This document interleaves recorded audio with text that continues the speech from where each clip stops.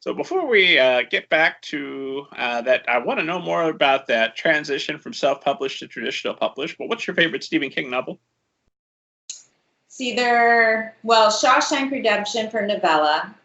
I love it. I think it's perfect. And either Salem's Lot or The Stand.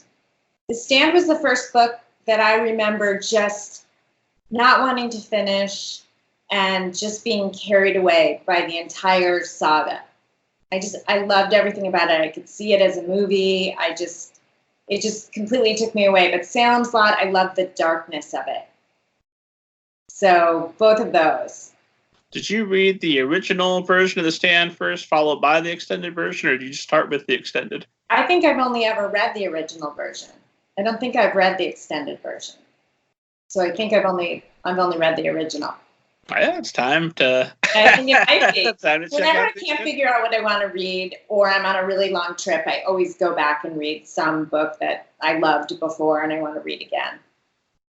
What are other books that you've loved before that you've been able to take things from to help out your writing? I love The Sparrow by Mary Doria Russell. I don't know, have you read that? I haven't read that one.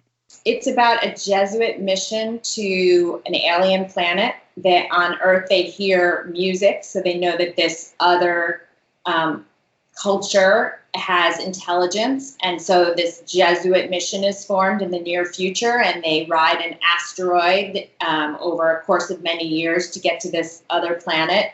And she's a cultural anthropologist, so it's really interesting once they get there what happens. I don't want to ruin it.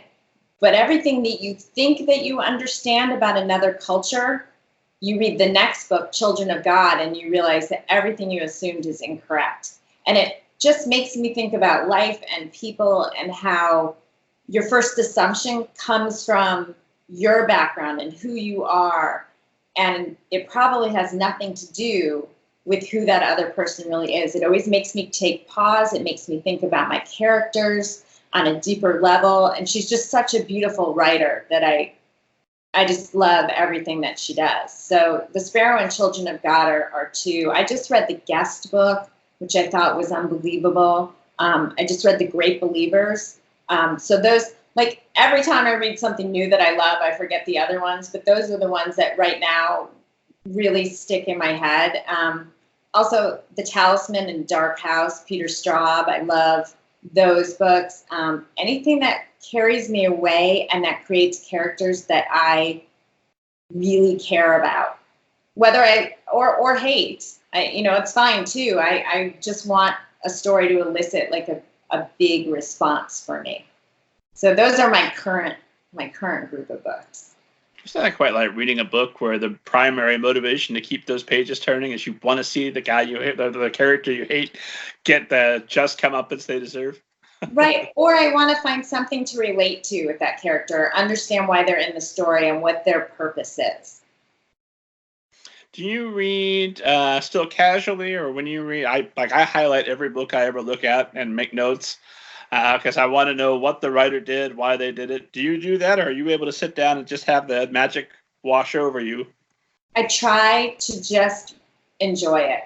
And if I'm not, or if something's really, really bothering me about the story, I tend to put it down because I don't have a lot of time to just read for fun.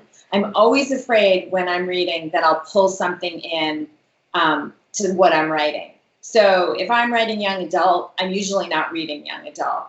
I've always just been afraid of that. Even when I wrote my first sport autobiography, I remember the editor, it was my first one, and he said, you really should read a bunch of sport autobiographies because Bella Caroli picked me. I don't think that Hyperion would have chosen me to be the writer for him.